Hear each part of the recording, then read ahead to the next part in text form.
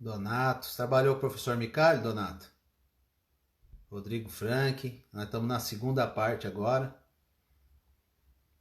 Boa noite, Rodrigo.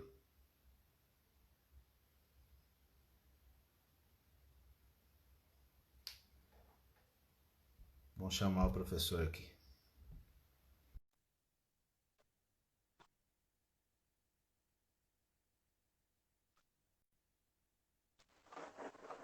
Professor, Professor, primeiramente, primeiramente, agradecer mais uma ter vez mais pela uma vez pela disponibilidade aí de disponibilidade estar, de estar, né, né, deixando o seu deixando o tempo seu aqui para tempo aqui gerar para gerar conteúdo conteúdo para nós para todos que nós estamos todos da que área estamos e da para área, todos e os para todos seguidores, os os amantes do seguidores, os amantes do futebol, futebol, futuro futuro atleta, atleta, pré-atleta, futuro futuro treinador. treinador. Então, eu queria que o Então, senhor eu queria que o senhor continuasse, porque a gente continuasse, estava você falando estava falando da pressão da pressão pós-perda, pós-perda, e você estava você falando estava falando desse desse requisito na requisito seleção.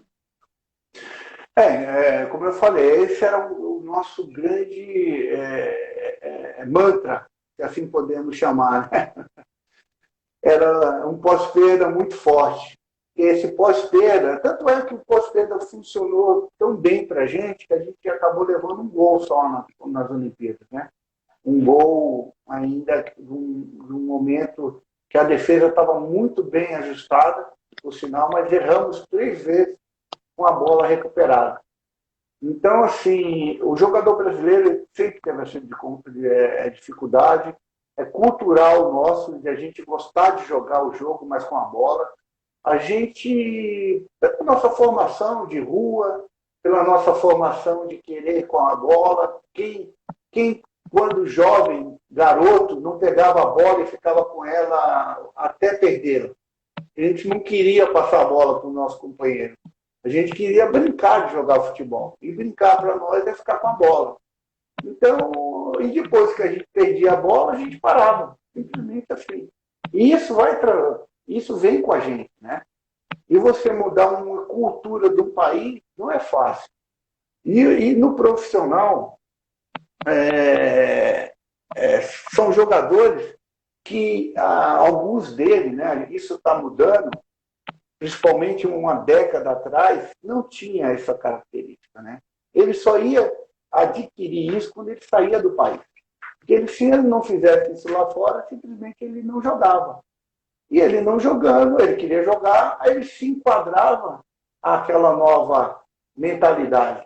Aqui dentro do país, aí ele retornava ao país, ele não queria mais fazer aquilo, ele queria voltar à sua essência.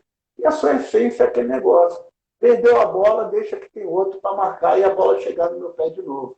Só que essas novas gerações que estão vendo, elas sabem da importância, estão sendo informadas da importância de jogar como um todo, né? Como uma equipe, atacar e defender 11, não blocos separados, né? Eu defendo, eu ataco. Eu acho que isso é muito trabalho de vocês, né?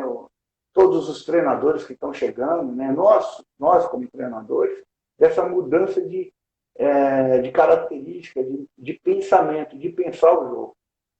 Mas confesso a você que a dificuldade ela é grande e quanto o jogador é mais velho, mais difícil ainda. Não é todos, mas quanto mais velho ele, mais traz aqueles vícios de um futebol praticado de anos atrás, principalmente quando ele era da década passada, quando ele era jovem. Perfeito, professor. Perfeito, professor. Eu tenho uma Uma curiosidade curiosidade, que eu também, eu como também, atleta, como por ter atleta, passado também pelo passava também pelo sub-15, sub-20, sub-20, campeão, campeonato campeonato, paulista, e nos e últimos nos 2 anos últimos trabalhando no trabalhando no profissional também. profissional. Inclusive, eu trabalhei Eu com um trabalhei atleta que está aí na que está live aí na aí, live, e foi seu atleta no Atlético Mineiro, que é o Donato, zagueiro. zagueiro, excelente Pô, pessoa. esse cara é formidável, né? O Donato, como jogador e pessoa, é um cara acima da média, né? O Donato não é jogador, né? O Donato é um ser humano que joga bola, né? Tem essa diferença, né? É um cara que é íntegro, é um cara que entende, é um cara que correto nas suas atitudes, essa questão de boleiragem e tal, passa longe desse rapaz. Então, é um baita profissional. É um cara que dá para. Agregador. É um jogador agregador. Exatamente, professor. Eu conheci ele há 3 anos atrás, trabalhamos junto aqui no Taubaté, e ultimamente ele está no 13 da Paraíba, e eu tenho certeza que o Donato, pela qualidade que ele tem, tanto de saída, de cobertura, ele ainda vai chegar novamente num clube grande aí do futebol brasileiro aí. Resiliência, né? Como todos nós. Como todos nós, resiliência, trabalhar forte, nada acontece por acaso, nada é do dia para a noite. As pessoas olham assim e falam, pô, aquele cara chegou lá, vai lá ver o que esse cara já passou. A minha história, ela é muito parecida com milhares e milhares de gente que trabalha com futebol. Milhares. Pessoas que têm um sonho, que lutam, lutam, lutam. Eu tive a sorte, vamos dizer assim, né, o destino, quando eu digo destino, eu falo Deus, me Deus. concedeu uma oportunidade de ter uma chance de algo importante. Algo importante que até então ninguém tinha ganhado. E pessoas de um quilate muito superior ao meu, muito superior, muito. Um nome muito maior que o meu. Por isso que eu digo Deus. Deus escolhe as coisas, muitas vezes, que fogem de um contexto lógico das pessoas, né? Ela faz o cara se tornar, fala, não, vai ser aquele cara ali que vai ganhar. Você coloca, eu às vezes tenho algumas passagens bíblicas, né, que a gente lê. Deus coloca, Deus escolhe as coisas loucas para confundir os sábios, né? É isso aí. É Deus fazendo, porque quando foi lá medalhões, né? Dirigiu o Vanderlei, dirigiu o Mano, dirigiu o Zagallo, aí coloca o Rogério Micali lá, que até então eu trabalhava só em base, ninguém nem me conhecia. Ninguém, quando eu entrei lá, a maioria da torcida nem sabia quem eu era. Aí Deus fala, é isso aí que eu vou dar a chance de ganhar esse negócio aí. Então É, é isso. A única é, coisa é que eu me preparei para viver esse momento. sim. Eu tinha uma história, né, por trás ali. Né? Não era da base, ganhei muita coisa, mas Deus foi me preparando. Me preparou, eu digo, eu perdi o título mundial faltando 2 minutos para acabar o jogo. Sim. Né? Então aquilo ali eu senti demais, perder aquele campeonato. Mas Deus tinha algo melhor para mim ali na frente, que era a medalha olímpica, né? O ouro que ninguém nunca teve. Então, assim, e hoje, assim, minha vida, vou trabalhando e vou me preparando, porque amanhã pode acontecer outra coisa. Como eu trabalho hoje num grande clube do Brasil, pode acontecer uma outra situação. O importante é a gente, como a gente falou do inglês aí, a gente está preparado para o que vier aparecer na frente. A gente nunca sabe o dia de amanhã. Com certeza, professor. Assim como diz a palavra de Deus, né? Que as bênçãos elas vão correr atrás daqueles que o servem e o buscam, né? Então, com certeza, Perfeito. Deus vai estar sempre preparando algo especial para nós. O Brum Anderson, parabéns, professor. Tive o privilégio de tê-lo como treinador no Sub-20 do Figueirense. Beijos no coração e estou eternamente grato pelo carinho. Um abraço ao Anderson aí, abraço. Figueirense foi um momento muito bom na nossa carreira, né? É um clube que tem no coração um carinho imenso pelo Figueirense, né? Imenso. É um clube que extremamente familiar, bom de trabalhar. Cara. Infelizmente, passou esses 2 últimos anos, teve uma quadrilha que passou pelo Figueirense, né? Infelizmente, foi uma coisa absurda o que aconteceu no Figueirense. Quase derrubaram o Figueirense.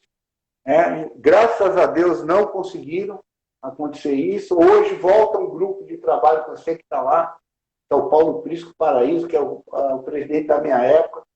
É uma pessoa extremamente séria, competente, né, com o grupo de trabalho dele lá. Eu tenho certeza que agora, eu sei que pegou uma situação quase que irreversível, né?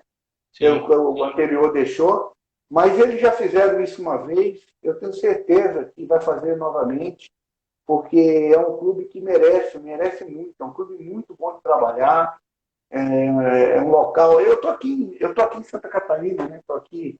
Eu estou até montando um apartamento aqui que eu recém peguei. Eu gosto muito do estado. É um Sim. local que desde a minha passagem do Figueirense eu nutro um carinho pelo estado, né? E o Figueirense vai voltar a ser grande. Tenho certeza que esse grupo que está lá agora vai voltar. O treinador que está lá foi meu auxiliar também, um baita profissional, o Sim. Gugu. É um cara que com qualidade imensa, caráter. Então, acho que o Figueirense tem tudo para voltar a ser grande, com certeza. Ah, merece. O Donato fez um relato aí, ó. Obrigado, professor Rogério. Me ensinou muito na questão tática, linha baixa e linha alta. Quando temos que colocar em prática cada situação. Isso não esqueço nunca mais. O Donaldo é dessa geração que pegou muito essa questão da marcação em bloco. Isso a gente não falava no Brasil. Aqui no Brasil não se tinha. A gente jogava muito fora do país com essa. Eu lembro que a gente fez um jogo amistoso contra o Hering. O Donato deve lembrar, foi 3-3 esse jogo.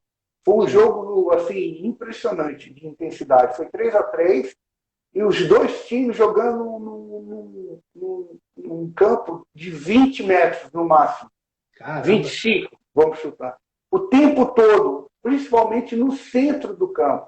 Então era loucura, loucura. 90 minutos assim. E eu queria treinar isso. Né? Então eu falei, vamos encarar os caras aqui na casa deles. Foi lá. Esse jogo foi na Holanda, no centro de treinamento deles. E foi muito bacana. E a gente tinha um goleiro, que é o Wilson, né? O Wilson foi campeão olímpico comigo, eu levei ele para as Olimpíadas. O Wilson joga com o pé. O Wilson joga com o pé de uma forma fantástica. E o Wilson, depois que a gente jogou Copa São Paulo, tudo aí veio a Copa do Mundo com o Neuer. E o Neuer fazendo o mesmo jogo do Wilson, né? Sim. E aí eu lembro que a gente voltou a jogar uma Copa São Paulo, e aí o pessoal falando, né, da TV, falando, pô, agora o goleiro o Wilson está copiando o Neuer. A gente executava isso muito no interior. Não que era um modelo de jogo que a gente já conhecia por ter oportunidade de jogar muito fora do país. Então, o que hoje já é comum no Brasil, a gente trabalhou, o Donato pegou isso há alguns anos atrás, se eu não me engano, estamos em 2020, uns 8 anos atrás, a gente já realizava essa formatação, essa forma de jogar. E era muito novo aqui no Brasil. As pessoas assustavam o goleiro nosso jogando, da forma que jogava, né? E chamava muita atenção. A gente marcando em bloco alto. Eu lembro que alguns comentaristas falavam, não, isso aí não vai dar certo porque o Bicalho usa muito não tem a sobra do zagueiro. A marcação é linha, é marcação burra. Eu não lembro qual era Linha a burra. marcação. Linha burra. Eu tinha um comentarista famoso, rapaz, que ele viu o jogo e falou, o Ricardo está fazendo a linha burra. Eu olhava e falava, cara do céu, mas faz parte, né? Às vezes você tem que passar por isso e continuar com com aquilo que você acredita, né? Mas foi muito difícil, porque esse comentarista era de uma grande emissora e ele é formador de opinião, né? E aí era difícil, porque ele batia muito em cima de mim por utilizar o bloco alto, né? E o bloco alto, meu zagueiro tem que passar da zona do meio campo. E o goleiro tem que jogar na intermediária. E ele achava isso um suicídio. Só que era a forma existe a compactação defensiva e a compactação ofensiva. Era a forma de fazer aquele jogo que a gente queria. Só que, como é que vai explicar isso pro cara? O cara jogou na década de 70. Ele queria que o jogo fosse igual ao que ele fazia na década de 70. Sim. Então é complicado pra gente, mas fazia parte, né? Sim. Professor, uma outra questão que eu observo muito, e como eu te falei, a gente está aqui para aprender com o senhor que tem mais experiência. Eu observo algumas coisas. Hoje se fala muito de jogo apoiado, jogo de posse e etc. Você acha que muitas vezes, né, esse jogo de posse, de bola, muitas vezes ele acaba limitando um pouco aquele um contra um que nós tínhamos sempre sempre com muita eficácia, por a todo momento ficar trabalhando, girando a bola, e muitas vezes o extremo acaba muitas vezes perdendo a oportunidade de realizar um contra um por causa dessa posse de bola. O que o senhor pensa com relação a isso? Olha, é um tema complexo. Por que é complexo? Porque assim, o jogador brasileiro ele sempre foi muito irreverente e irresponsável. Ele com a bola, a nossa característica é isso. Nós partíamos para dentro do adversário sem partia porque é a nossa característica. A gente tentava o drible. A gente tentava deixar o cara para trás. É o nosso DNA. Só que nós tivemos que adotar alguns princípios de treinamento no Brasil para tentar educar o nosso atleta de jogar de uma forma mais coletiva. E aí, quando você começa a treinar inibindo, colocando regras, de o atleta ter que dar um toque na bola, 2 toques na bola, e isso durante um período muito grande no Brasil era uma realidade, não podia dar mais de 2 toques na bola, você Sim. acaba tirando, não dando estímulo do atleta de tentar jogada individual. Mas eu acho também que isso, em algum momento do nosso processo formativo, para educar essa nossa essência demasiada de individualismo, é necessário. Agora, ela não pode permear todo o desenvolvimento desse atleta, porque perde a nossa característica que o Brasil vem aqui contratar Rodrigo, Vinícius Júnior, Renier, e assim vai, Neymar, porque nós temos um contra um. É o que a Alemanha quer. A Alemanha, dentro dessa sistematização de processo, Sim. ela quer achar um cara que se encaixe dentro desse perfil. Ele vai trabalhar dentro desse processo todo, mas em algum momento, quando a coisa não estiver andando, ele vai usar a individualidade dele para tentar algo diferente. O que a gente precisa? A gente não pode perder o que a gente tem de melhor, que é isso. Essa característica brota no nosso solo, na nossa forma de fazer futebol.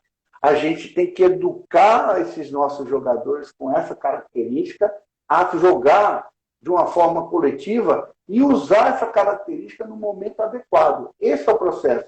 A gente não pode tirar isso dele, que é o que muitos treinadores, nós, através de treinamento, estava realizando. Por quê? Porque a gente queria tirar do nosso jogador a individualidade. A gente queria que o nosso jogador jogasse igual ao europeu, que é esse processo todo, essa dinâmica coletiva muito grande. Então, é por isso que a gente precisava criar um DNA do futebol brasileiro e ter um protocolo muito claro de treinamento e oferecer isso para os clubes. Não que ninguém é obrigado a seguir, ninguém é obrigado a seguir, mas teria um norte, teria um documento norteador de processo. É o que falta. Eu acho que o nosso futebol ele tem algo assim que só nós temos ainda. Só que nós trabalhamos muito mal esse ouro, essa pedra preciosa. A gente não sabe moldar para que ela realmente se torne algo demasiadamente precioso. A gente, como tem muito, a gente taxa isso como descartável, não damos tanta atenção. E quem gera o nosso futebol precisava criar isso, ter mais atenção nisso, dar isso. É o que a Alemanha fez. A Alemanha criou um protocolo que é utilizado em todas, da escolinha formativa a clube de futebol. Olha, nós temos um protocolo aqui. Se você quiser seguir, está aqui. Né? A nossa seleção ela vai dar prioridade para os jogadores que têm essa formação. Ele vai estar muito mais adaptado a jogar na nossa seleção se ele passar por esse processo. Ela não obrigou, ela simplesmente ofereceu. Eu acho que é isso que falta para o nosso futebol. Sim. O professor Rodrigo Frank é um amigo daqui de Caçapava. é preparador físico, tem um projeto social muito bacana. Ele está fazendo uma pergunta que é uma das perguntas também que eu ia te fazer. A gente sabe que nós, treinadores, vai depender muito do que o clube oferece para você, qual é a filosofia, se vai ter condições de você montar a sua equipe da forma como você quer, trazer os jogadores específicos. Nós sabemos que não existe o certo nem o errado, e que a gente trabalha muitas vezes com as características dos atletas que nós temos. Mas, se o senhor tiver uma condição perfeita, qual seria o modelo de jogo ideal do professor Micali?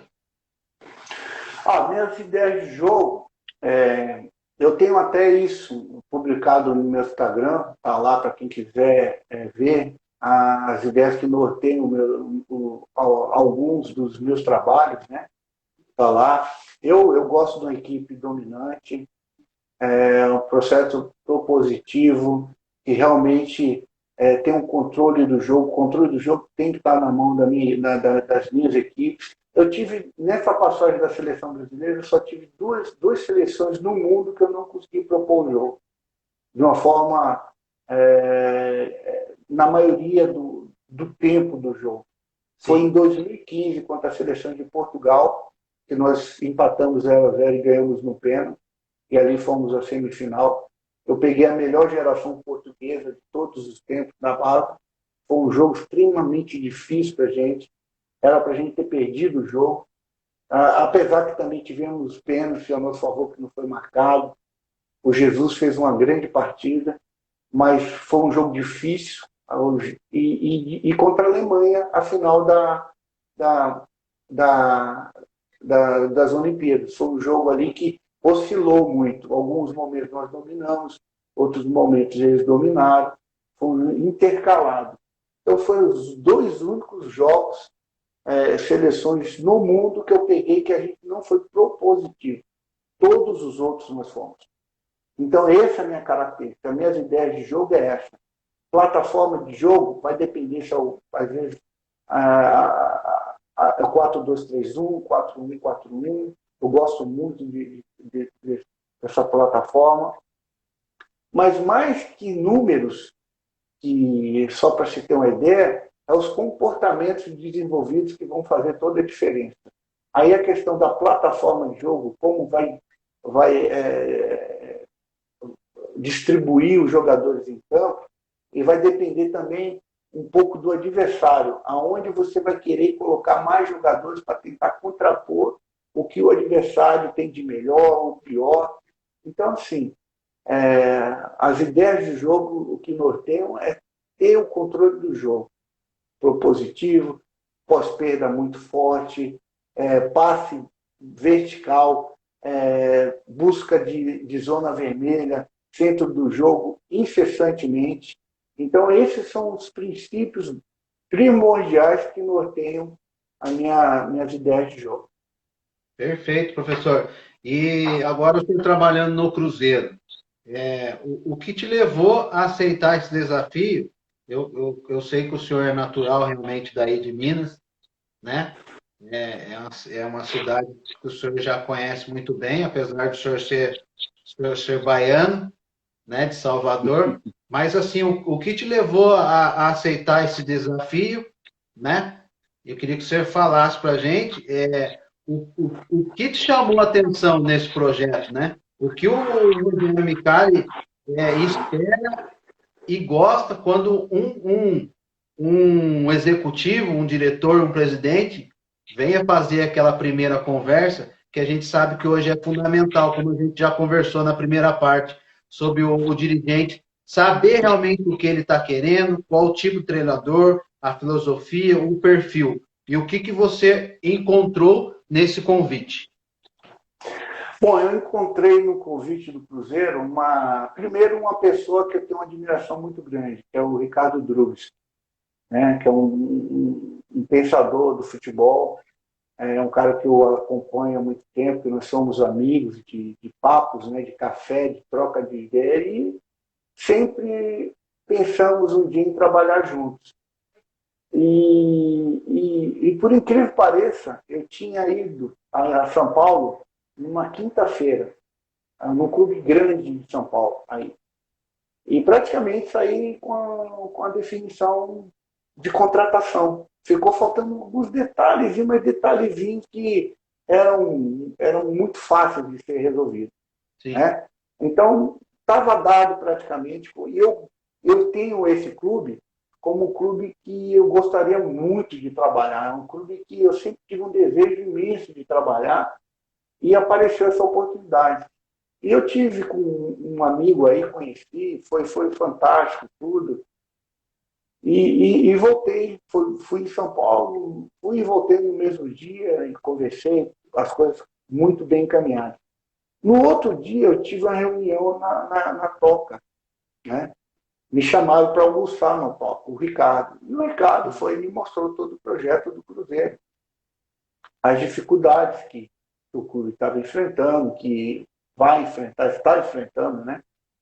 E que a gente poderia construir algo juntos ali, né? Criar. Eu moro a 2 quilômetros da Toca da Raposa, dá para ir a pé, se eu quiser, né? Então, assim, eu sou da região mesmo ali. Sim. E eu sempre fui do outro lado do Cruzeiro, sempre estive do lado do atleticano, mas sempre admirei muito o que o Cruzeiro representa para o futebol nacional. O Cruzeiro é um clube extremamente vencedor. O Cruzeiro é o clube com mais títulos de Copa do Brasil, né? Da Copa do Brasil. Vencedor de vários títulos nacionais, de Copa Libertadores. E o clube, eu vislumbrei também uma possibilidade, no futuro, quem sabe, de estar dentro da instituição, de ter uma chance, né? De uma hora dirigir a equipe principal. Isso passa pela minha cabeça. Todo mundo sabe disso. Né? Então, assim, foi esse desafio. Eu acho que eu posso contribuir com o Cruzeiro pode contribuir comigo. E aí, eu sou um cara muito familiar, gosto muito de estar na minha casa. Como eu falei, eu estou a 2 quilômetros do lado. Falei, cara, eu vou, o desejo de estar ali. E agora, para fortalecer tudo isso, assumi o David. O David é um cara assim, é muito um amigo, é um cara que a gente tem as ideias muito parecidas. O David hoje é o braço direito do nosso presidente em relação ao futebol. Então, todas essas coisas me levaram a estar em casa no Cruzeiro. Né? Eu conheço o Cruzeiro, conheço as pessoas que trabalham no Cruzeiro há muitos anos, né? De jogar contra. Então, tudo isso me levou a aceitar. Agora, a gente sabe que o futebol, como é que é? Tudo é muito rápido, né? Todo o processo. E essa medalha ela tem um peso, para mim, pessoalmente, muito forte, fora do país. Então, a todo momento não, mas sempre aparece uma oportunidade fora do país. Num contexto de... já me apareceu Kuwait, já me apareceu Coreia, ainda não foi aquilo que... Índia já me apareceu. Então, não foi uma coisa ainda que me seduziu, né? Para mudar assim, uma cultura nesse momento. Mas a gente nunca sabe o dia de amanhã, a gente nunca pode falar que não. Né? Então, eu acho que hoje eu estou no Paraná, mas existe a possibilidade, né? A gente sabe como é o futebol, isso o Cruzeiro também sabe, né? Aí eu estou vendo um torcedor do Paraná, é um clube que foi muito bacana trabalhar também. Né? Micali, volta para o Paraná Clube. O Paraná é uma marca, nós conseguimos coisas importantes. Jogamos muito bem no Paraná. A gente não conseguia fazer o gol, mas os números nossos no Paraná eram os melhores da Série A. Era impressionante. Os números de finalização, de ações, de desarmes, era tudo top 5. A gente era top 5 em tudo. A gente só não conseguia fazer gol. E aí é difícil, porque você precisa ganhar jogo. Chegamos no Paraná, o Paraná estava praticamente na lanterna do estadual, do Paranaense. Conseguimos levar a semifinal, perdemos nos pênaltis, perdendo pênalti no tempo normal e perdendo pênalti na disputa. E é difícil, né, quando acontecem essas coisas. Mas o Paraná é um clube assim, também que, pô, um carinho imenso, enorme pelo Paraná. Um lugar muito bacana de trabalhar. Legal. O Jean, professor Micário, sempre bom aprender com você. Vitinho, Paraná Clube, jogou muito bem no primeiro turno. Foi o período que eu fiquei, eu só fiquei o primeiro turno lá. Eu saí na virada do turno. Deixa eu ver aqui mais alguns, tem alguma pergunta. Bom, enquanto o pessoal vai fazendo as perguntas, professor, o senhor realizou o sonho de todo treinador brasileiro nas Olimpíadas, né? E eu queria que o senhor contasse para todos como que foi lidar com essa pressão e com esse histórico negativo que a seleção tinha, né? Certo. Olha, a pressão era imensa, imensa, gigantesca, era algo assim que um clima extremamente pesado, porque a gente vinha do resultado da Copa do Mundo, né? E o país entrou numa depressão extremamente pesada, nada prestava, nada prestava. Ninguém prestava, jogador nenhum prestava, categoria de base no Brasil não prestava. É o que a gente ouvia, nada prestava. Certo? E a gente jogar dentro de casa, com toda essa carga, né, negativista, né? A gente teve que fazer um trabalho muito forte com os atletas, né? Uma questão mental, né? Fortalecimento mental. Eu escolhi algumas peças para montar o elenco que soubessem, que me ajudassem em segurar essa onda, né? Principalmente nos jogos que a gente poderia ter mais dificuldade, e aconteceu isso, né? E esses jogadores foram o Fernando, que infelizmente se contundiu, mas aí eu tinha o Renato, que preencheu fantasticamente essa lacuna, né? Ali eu tinha o Rodrigo Caio, Marquinhos, o próprio Neymar, o Neymar um baita do líder, foi positivo demais. Esses caras me ajudaram muito no processo de organização da equipe, organização assim, de maturidade, né? Na hora que a coisa mesmo ficou feia, quando a gente empatou os 2 primeiros jogos, e era natural, o processo natural de empate, a maioria daquela seleção, elas nunca tinham jogado junto. Aqueles caras, 70% daquela seleção nunca tinham trabalhado junto. A gente selecionou muita, a gente trabalhou a equipe anteriormente com alguns jogadores que não foram liberados para disputar a Olimpíada. Vários jogadores. E aí a gente teve que refazer a seleção. E quando você refaz uma seleção e você apenas com 20 e poucos trabalhos, foi 20 e poucos trabalhos que nós fizemos, você muitas vezes você não começa voando. Às vezes o resultado ele não vem imediatamente. Acontece. A gente teve números bons, a gente teve boas finalizações, a gente dominou os adversários, mas não fizemos o gol. E aí, por capricho, né? O Thiago Maia tomou um cartão amarelo, 2 cartões amarelos, teve que sair da equipe. Eu fiz uma troca natural. Coloquei o Wallace, que é outro volante. E aí a única mexida que eu tive foi, tirei o Felipe Anderson, que vinha de um período de férias muito grande, não estava tão bem inicialmente, e já vinha fazendo 2 jogos, já estava ali no limite dele. Coloquei o Luan, que o Luan era um cara que a gente tinha trabalhado a preparação todo 15 minutos finais de todo treino, eu colocava o Luan. Eu trabalhava com 4 atacantes, né? Que poderia aparecer essa necessidade durante a competição. E a mudança que eu conversei com o Neymar, e o Neymar foi o Neymar foi um cara muito generoso, eu digo, né? O Neymar saiu da posição dele. Ele, a partir do segundo jogo, ele não jogou mais pelo lado esquerdo, como ele costumava jogar. Eu coloquei ele por dentro. E a explicação foi simples. No Barcelona, ele tinha o Messi que pifava ele. Sim. Que era o cara que colocava ele em profundidade. Na seleção, a gente não tinha ninguém fazendo essa função. A gente estava com dificuldade. E ele poderia ser esse cara. Porque, para finalizar, nós tínhamos exímios finalizadores, que era o Jesus, era o Gabigol, o próprio Luan. Então, a gente precisava de um cara com essa condição de pifar. E o Neymar topou. Por isso que eu falo, foi extremamente generoso. E aí o time correu bem, andou tudo bem, ganhamos de 4-0, daí em diante eu não vi necessidade mais de mudar o time.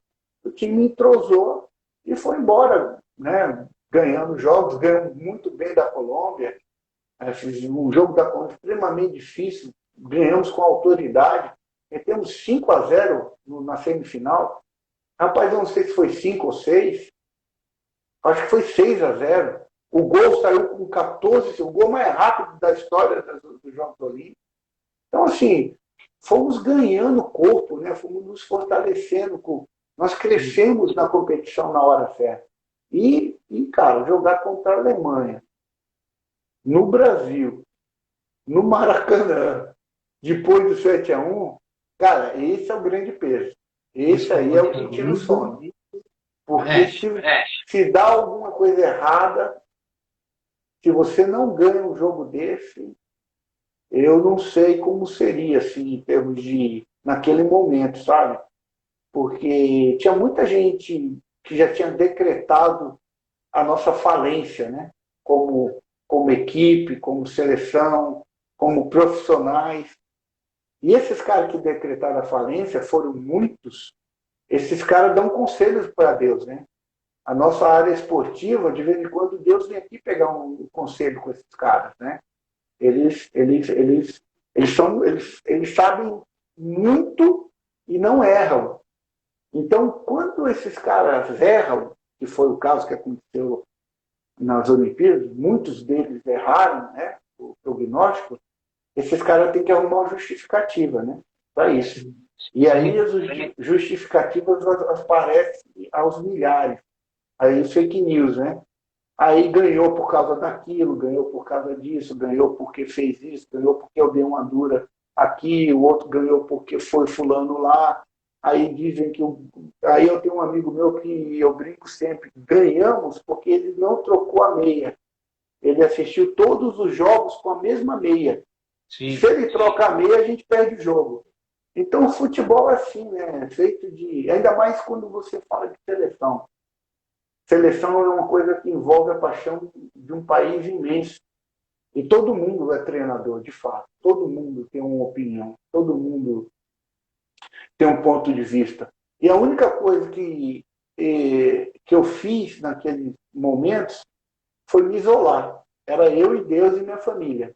Eu naquele quarto sozinho, eu não ouvia televisão, não vi nenhum programa esportivo, não via nenhuma reportagem, nada. Não lia, não abria a internet para ver nada, porque eu não poderia ser influenciado pelas mazelas dele. Né? Não podia... É importante, o senhor teve muita convicção no seu trabalho, isso é importante. Né? Não poderia dar errado, porque eu já tive convicções também que não deram certo, mas faz parte do processo. Sim. O importante é você ter as suas convicções dentro daquilo que você acha certo. Lá na frente, você pode até falar assim, pô, eu errei. Mas naquele momento era a minha convicção. Eu tinha que ir por ela. E não era um A, B ou C que mudaria pelo aquilo que eu estava vendo no meu dia a dia, pelo trabalho que eu estava realizando. Então, um dos pontos que eu posso falar para os nossos treinadores, as pessoas que estão nos ouvindo, é mesmo, vai em cima daquilo que você trabalha, daquilo que você tem momentaneamente convicção. Porque até as nossas convicções, muitas vezes, são mutáveis. Ela com mais experiência, com mais rodagem, né? Você acaba, talvez, dando uma pitada aqui, uma pitada ali, mas o que você tem hoje vai em cima disso. Ou pode ouvir, agora não aconselho ouvir ninguém fora do ambiente de trabalho, principalmente programas esportivos, comentarista, porque esses caras não vivem o dia a dia, eles não sabem o que está acontecendo. Exato. Eles opinam lá. Eles são agressivos às vezes, eles são impositivos. Eles conduzem a grande massa, que é o torcedor, a tentar absorver a ideia dele, para a ideia dele se tornar a verdade absoluta. E quando acontece algo diferente daquilo que eles têm como convicção deles, eles têm que achar uma justificativa, né? Então foi isso que aconteceu. Mas a gente soube levar bem, não é fácil, né? Eu confesso que depois daquilo eu estou preparado para qualquer situação. Depois que você tem um país desse nas costas, né? Muitas vezes te criticando. E não é só o nosso, né? É o mundo, porque o mundo acompanha a seleção brasileira. Sim. O mundo está acompanhando aquela possível medalha, primeira medalha. Então, a partir desse momento, você acaba ganhando casca, né? Fica mais cascudo para as dificuldades que aparecem no futebol. Perfeito. E nessas questões aí da seleção, a importância do análise de desempenho também foi fundamental, né? A equipe de trabalho, né? Não só o analista de desempenho, a equipe de trabalho, eu fui um cara privilegiado, eu escolhi bem as pessoas, né? Eu escolhi o Odair Helman, que hoje é o treinador do Fluminense, que é um baita de um cara de relacionamento. Ele tem uma relação com os jogadores assim, fantástica, ele cria esse ambiente. Eu tive o Marquinhos, que é o preparador físico do Fluminense. Hoje eles reconstruíram a nossa comissão praticamente no Fluminense, né? Sim. Eles estão lá, os dois. Eu tive o Bebeto, que foi um analista de desempenho, um cara extremamente competente, um cara que ajuda muito, corre atrás das informações, me levava tudo muito mastigado. É importante isso, né?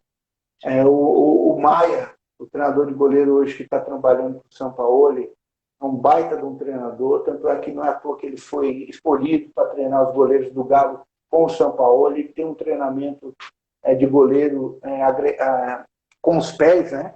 Sim. Ele sabe dar esse estímulo muito bem aos goleiros para jogar com os pés. Então, assim, eu tinha uma equipe de trabalho muito forte, eu tinha um fisiologista, que é o Pimenta, também um cara que me ajudou muito.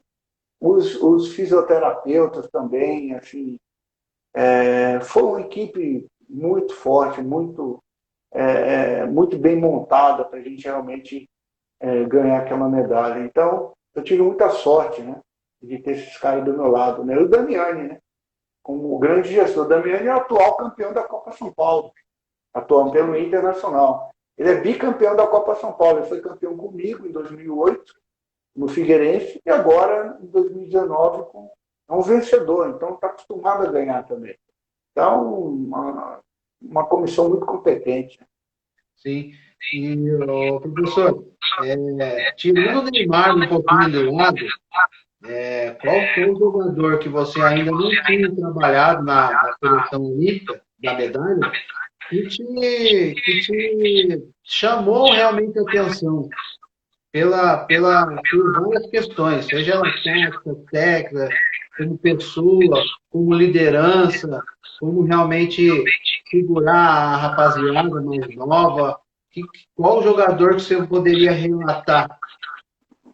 O Renato Augusto foi um pilar, né? O Renato Augusto foi, na verdade, um líder nato, um cara que era minha voz dentro de campo, assim como entendimento que eu passava, alguma coisa, alguma mudança, ele entendia na hora, um cara que ajudou muito nesse aspecto.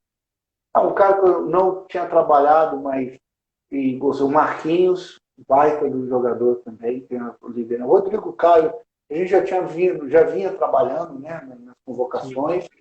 O Rodrigo Caio é um cara também fora dos padrões aí normais. Quem mais que eu posso te falar assim, em termos dessa liderança? Eu acho que muito voltou. E outro cara que nem jogou direito, mas um cara formidável por tudo, pela sua luta, pelo que representa, pelo carisma que tem. Pouca gente no Brasil conhece, né? Eu tive esse privilégio de trabalhar com ele, é o Rafinha do Barcelona. Sim. É um menino, é um cara também foge do perfil de jogador de futebol. É um profissional na verdadeira essência da palavra. Verdadeira essência. Esse cara é fora de série. Legal. E eu queria que o senhor falasse, porque eu lembro no momento, naquele período dos Jogos, muitas negociações. Eu lembro do Gabriel Jesus, eu lembro do próprio Gabigol. Como que foi esse trabalho do senhor, juntamente com a comissão técnica, para realmente trazer, manter o atleta focado, para blindar, para ele estar realmente focado nos jogos e no treinamento? Olha, a situação muito difícil, complexa, porque envolvia uma transferência internacional, seria a primeira dos dois. Querendo ou não, isso mexe com a cabeça dos atletas, não tem como ser diferente, né? É uma mudança radical de patamar. Um estava sendo vendido para Internacional e o outro para o City. E o Wallace estava querendo também ser vendido para ir para o Hamburgo e estava tendo o contato lá dentro. A gente tentava ajudá-los em relação a tentar, né, deixar isso não de lado, a palavra não é essa, mas tentar focar um pouco no objetivo maior nosso, que aquilo, independente se a gente conquistasse qualquer coisa que estivesse em processo de negociação, só traria mais benefício. Né? Isso é uma conversa que você tem. Volto a dizer, Renato Augusto é um cara que me ajudou muito, porque ele viveu essa experiência, né? Ele tinha essa vivência de ter sido vendido em momentos, vários momentos da sua carreira, fazer negociação, e até a gente conversou muito sobre isso, sabia que isso afetava. Não tem como, todos nós somos seres humanos, não tem como ser diferente. Uma negociação dessa mexe com a gente, mexe com a nossa família, é uma mudança de país, é um novo mundo que você vai descobrir, que você não sabe como é que vai acontecer as coisas, então mexe. Então, não foi fácil. Mas, como nós ganhamos, né, isso aí fica em segundo plano. Eu tive esse mesmo processo com vários jogadores, por incrível que pareça, no Sul-Americano. No Sul-Americano, que a gente não conseguiu. A gente tinha o David Neres sendo vendido para o Ajax, a gente teve o Richarlison sendo negociado, a gente teve ali o Paquetá, estava envolvido em negociação, o atacante, o atacante que era do Flamengo, que teve no Grêmio agora, que era do Flamengo na época, Viseu? também estava Viseu. Tinha vários jogadores sendo negociados naquela época, com possibilidade, muitos daquela época, muitos, e lá envolveu. Lá não teve jeito. Até porque lá a idade era menor, o nível de empolgação com uma transferência dessa afeta muito mais forte um jogador de 19 anos, de 18. Então é muito difícil, é uma coisa muito. A questão dos empresários, às vezes os empresários, por mais que você tem que criar um relacionamento de não atrapalhar nenhuma das partes, né? A gente não queria que atrapalhasse a seleção e também não atrapalhasse o processo com o menino. Mas os empresários acabam aparecendo na porta dos hotéis, acabam querendo ou não, numa conversa que eles têm que ter em função do que está acontecendo, tirando o foco um pouco. E quanto mais jovem é esse atleta, mais afeta, mais a coisa fica difícil. Então, é muito complexo isso, não tem uma fórmula assim, mas não é uma situação fácil, não. Eu vi que o Carille entrou aí, um abração pro Carille, viu? Um abraço para o nosso amigo aí. Inclusive, se ele tiver ainda tiver alguma pergunta especial aí para o Micali, a gente gostaria de fazer essa pergunta, viu? Assim como como o Fábio também, vocês são instrutores da CBF, né? Sim. E eu até fiz uma live com o nosso amigo Maurício Marques, e aí eu queria que você falasse um pouquinho desse processo das aulas que você tem dado, em quais licenças você tem sido instrutor? Olha, eu tenho sido instrutor da licença A ultimamente, mas eu sou instrutor da B e da A. Mas Sim. ultimamente eu estou tendo feito a A. A última, o curso nosso, lá na CBF foi incrível. Eu acho que todos os treinadores do Brasil estavam presentes, todos. Eu acho que o Carille não estava, porque o Carille já é formado. O Carille, eu me formei na turma do Carille, inclusive, né? A gente é das primeiras turmas da licença Pro. Então, mas essa última licença, impressionante. Eu dei aula numa turma, eu acho que eu dei aula para mais de 130 treinadores, porque foram duas turmas de licença A. E eu falei sobre a fase ofensiva do jogo, somente a organização ofensiva. E foi muito bacana por você ver tanta gente boa, né? Então, e essa troca de ideia, essa troca de conteúdo, né? Como é enriquecedor. A gente que está ensinando lá, Fernando, tem uns caras lá que não tem nem capacidade de falar que eu estou ensinando, né? Porque pela qualidade dos profissionais, né? A gente troca, né, ideias, né? Eu mostro algo e de repente os caras me dão feedback com também. certeza, a gente está sempre no processo de evolução. Então, assim, foi muito bacana. Eu estou nesse projeto da CBF quando não era CBF. Esse projeto começou lá na PUC Minas, de Minas Gerais. Lá do Maurício e do professor Oswaldo. E a maioria dos instrutores eram todos que trabalhavam em Minas, que eram conhecidos ali. E começamos com esse curso. Eu dei aula na primeira turma desse curso, né, que era PUC ainda. Nós tínhamos 24 alunos. E não eram treinadores, assim, tinha, na sala existia até curiosos, pessoas que eram de outra área, mas queria entender melhor como é que funcionava o mundo de ser técnico de futebol. E agora, cara, esse último ano agora, a gente olha as salas de aula, a gente olha a qualidade dos alunos. Tem alunos que vêm de fora, nós temos alunos de outras nacionalidades, portugueses,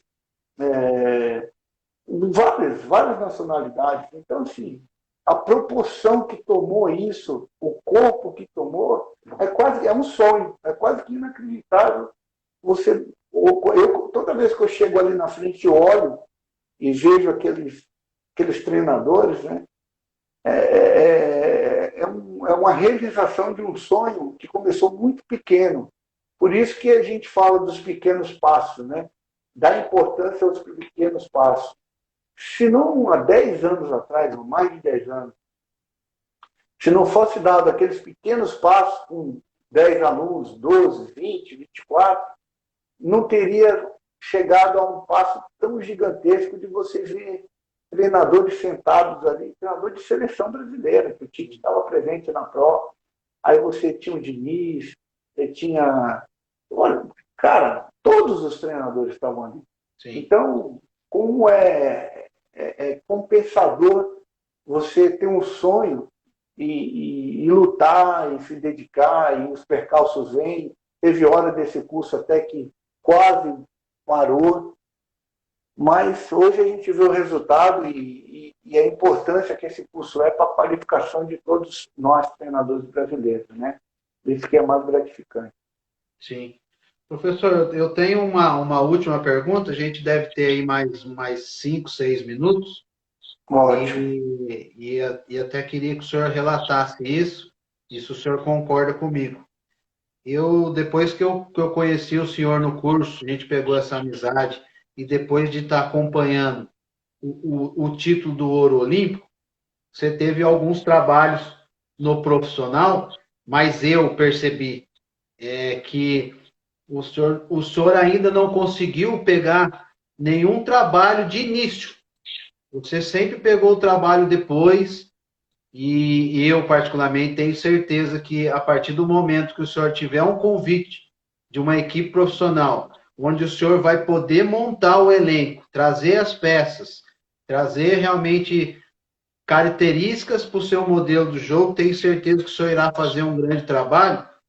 E o senhor pensa assim, como eu observei? Eu acho que outras pessoas também observaram isso. Que a gente vê muita gente da imprensa, muitas vezes, falando, Mas assim, eu nunca notei ninguém da imprensa fazer uma pergunta dessa para o senhor. O senhor trabalhou no Figueirense, Paraná, Atlético Mineiro, e sempre cobram, sempre falam, mas nunca ninguém parou para notar que o senhor nunca recomeçou um trabalho, pelo menos profissionalmente falando, você fazendo a montagem do trabalho.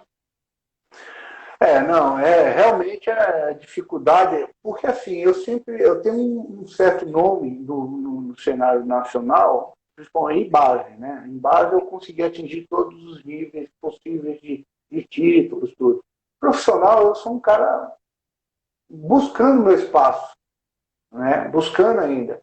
E as oportunidades que me apareceram foi em dois clubes que eu já tinha passagem, que foi Figueirense e Atlético, e, e o Paraná Clube, que eu considero o trabalho assim, melhor em relação a quase início de trabalho. Eu peguei o Paraná no segundo turno do estadual, mas já montado, já feito.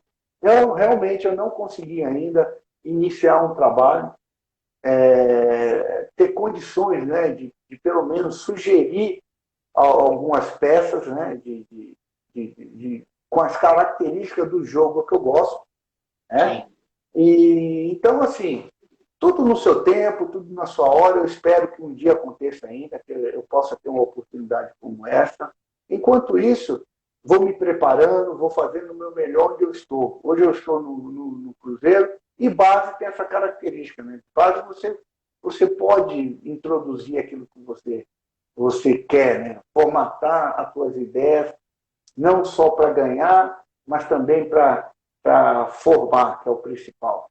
Mas eu tenho certeza que uma hora ainda vou, assim como aconteceu no passado, né, em relação à seleção, essas coisas, eu vou ter a minha chance e eu espero estar preparado para poder dar a resposta, né, a expectativas de todos. E eu tenho certeza que eu vou conseguir. Eu vou conseguir porque tenho convicção daquilo que eu faço, do trabalho que eu executo, e é uma questão de tempo, né? E se Deus permitir, isso vai acontecer.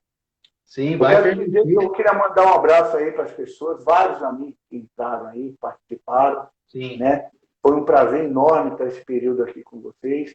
Eu acho que é a última live que eu estou fazendo, assim, dessa forma.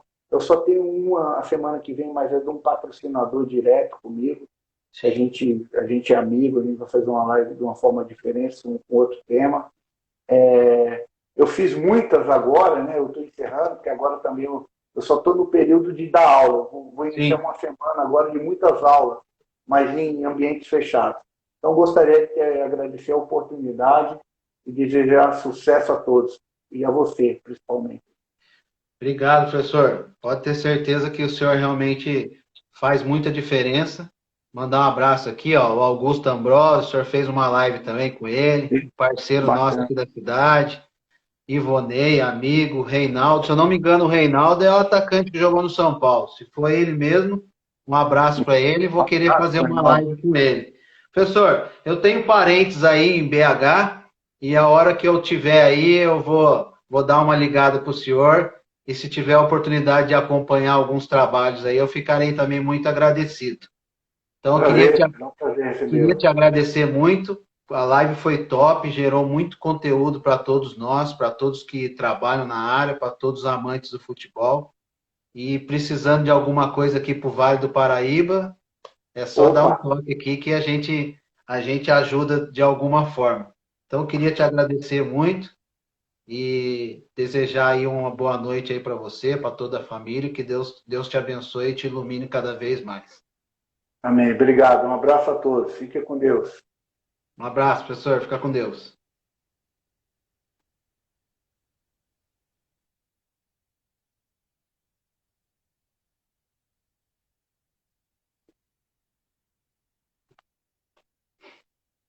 A live já está se encerrando, pessoal. Tem 10 segundos. Queria agradecer a todos. Na segunda-feira a gente tem mais alguns convidados. É só ficar ligado aí nas redes sociais, no Instagram. Eu vou postando os novos convidados aí. Tá joia? Um abraço, fica com Deus e até a próxima.